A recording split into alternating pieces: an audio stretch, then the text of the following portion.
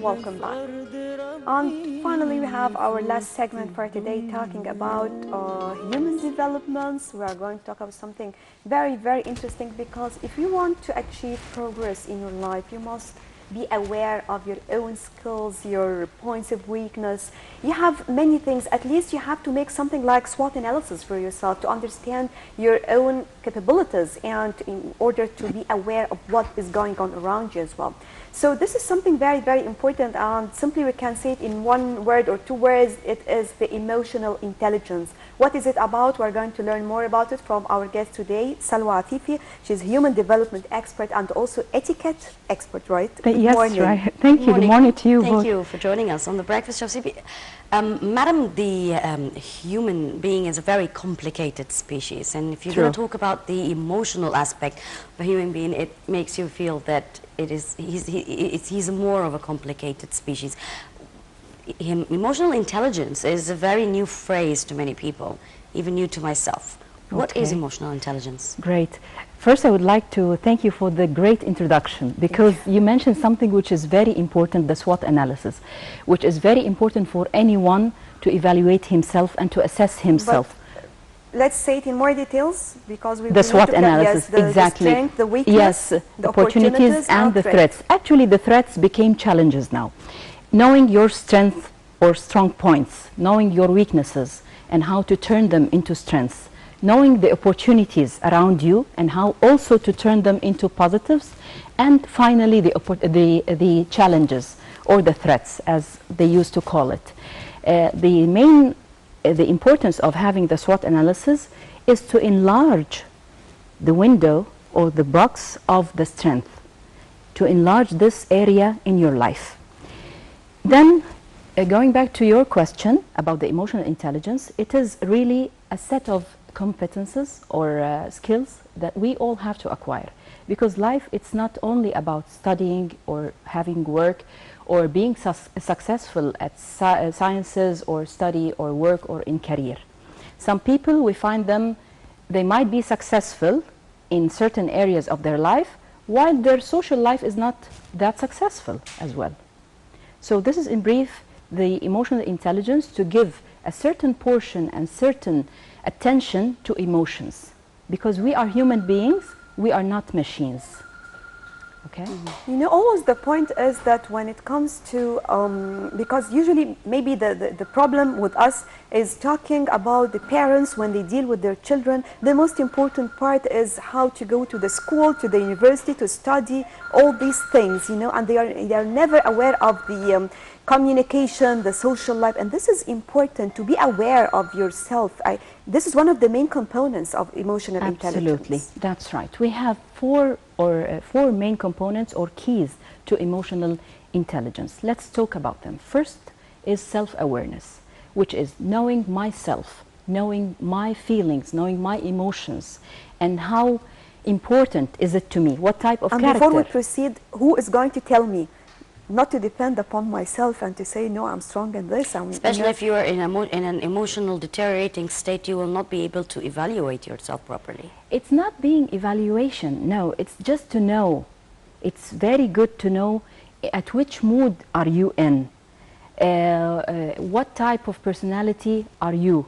Are you a very sensitive person or emotional person or very practical? This is the first key. The second key is handling emotions as well, which is expressing feelings and emotions is something very important, because emotions comes the second priority in personal power. So expressing our emotions and feelings is something very healthy, whether they are positive or even negative. Also giving the right and appropriate portion of emotions to each situation, which means not to exaggerate in certain situations or not to show our emotions. Third one is self-motivation. Self-motivation is very important. I shouldn't depend on external powers and external motivations in order to move and to do something. Once I have a mission, a clear mission and a clear goal, that means that I love something. I have a passion. I have my own passion that will lead me or motivate me without having any external factors as well. Also, the empathy is important. To feel people, to understand people's emotions, to appreciate them, even our kids. And finally, handling our relationships. It's also about respecting others' emotions and others' feelings, not to hurt anyone, and to work with love, because you know, it's like infection as well. When we have good emotions towards each other, you know, it's like mirroring. Reflecting. Yes, it is. It is a reflection of emotions. Madam, can you reach to the stage of emotional intelligence, or can you reflect on your emotional intelligence if you do not have inner peace or self-peace with yourself? Too hard. Too hard. How can you establish self-peace or inner peace with yourself? Actually, maybe we talked about it in one of the episodes before. To have balance in your life, we have different aspects of life. We have the spiritual part, we have the health and fitness, we have the personal part, the family, the social, career, and investment. There are 7 main aspects of life. We have to evaluate ourselves, or even with the help of others who knows us very well, or with the help of a coach who can help you evaluate yourself, and then you put a target to what extent you want to improve this area, and you start putting goals, smart goals in each area. That's how you reach a balance, and this is a continuous process that should last with us. Can trauma affect that? Absolutely. And how can you? Because when people face trauma, everything about them becomes unstable, and absolutely. If they want to sit and evaluate themselves at a critical stage in their life, it becomes very difficult, because everything will be negative, all thoughts will be pessimistic. When do you think a person would need to seek for help or therapy? At what stage? Or does he have to depend on his beliefs, his trust in himself, try to make peace first with him? I mean, there's a certain stage that you need to go through before you can start, you know, putting your things into the right, you know, your life into the right context. Actually, we need coaching and we need mentoring at all the time. All the time. Yes, that's true. And but this is not part of our culture. Exactly. We are starting to create awareness, actually, in this culture. There is a difference between the coach and the psychiatrist. Well, yes, we don't have that. That coach term is not even available here. It became available, actually. Right. People should start thinking positively. We should have faith in God. We should have faith and to accept whatever happens to us, to think positive, to turn negatives into positive, to be in good moods, because when you are or we are in a good mood, absolutely our productivity will be more effective. Loving yourself, does that also? Excuse me? Loving oneself? Absolutely. This is the start, to love yourself in order to be able to love anyone else, whether in your family or at work. But let me say, for example, because here we have many challenges. What are the most important things that we have to take into consideration when it comes, for example, to the emotional intelligence, and how far this is important in our, just if you want to be successful in your life? Yes. Again, to put a portion for emotions in your life, not to live your life like a machine, as we mentioned. Also, it is very important but at work. But it is very famous that the problem here, or the point of weakness, is that Egyptians are very much emotional. Here, as we said, number 2 of the keys of emotional intelligence, which is handling emotions or managing emotions, which is giving the right and appropriate portion of emotions to certain situations, not to exaggerate and not to hide. There are some situations that we have to be more practical, more decisive, okay? So we cannot be emotional all the time.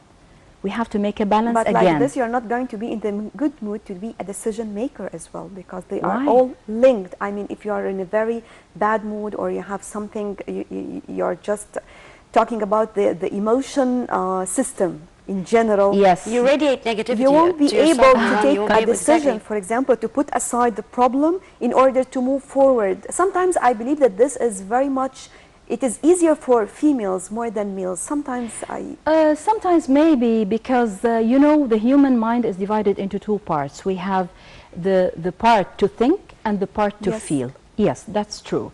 And in certain situations or in some characters, there are people whose part of the feelings or the mind dominates their characteristics and their characters. That's why we have to choose the right time to take a decision. If we have a problem, we have to accept, or we have to identify, we have to admit that we really have a problem, and then think about solutions. Mm-hmm. We still have time for a question, right? Yes, sure. We were talking earlier about IQ. How does IQ contribute to your emotional intelligence? And the IQ itself, I mean, is it something that you're born with? Is it something that the society helps develop, you would help you develop it? I mean, let's talk about how far does IQ contribute to emotional intelligence? But in less than a minute. Yes, actually IQ contributes only 20% of life success, while the rest comes from emotional intelligence. It's mainly depending on genetics. I just want to say something that to address something to bosses and to managers or coaches at work. It's very important to give feedback, positive feedback, not a criticism, which will motivate people to work more and will make work environment more joyful, mm-hmm. and will lead people to be more productive at their work. Yes. Right. I think this is something very, very important actually, because, you know, usually our problem is how to control ourselves, you know, especially in critical, especially now we are living in a very critical situation, you know, so yes, we true. need to concentrate, Too complicated. We need to be decision makers, and yes. we need to grasp what is happening around us and to be flexible. Yes. Because being flexible also is something very, very important. This is the key of success as well. And it's very important also to focus on the area of concern that we can change and we can have the control of it. Sometimes they say that big organizations, they achieve success not because they are experts, but because they are flexible. They are flexible to the macro environment. Although they have a system, yes. yet sometimes they can get adapted with the system as well.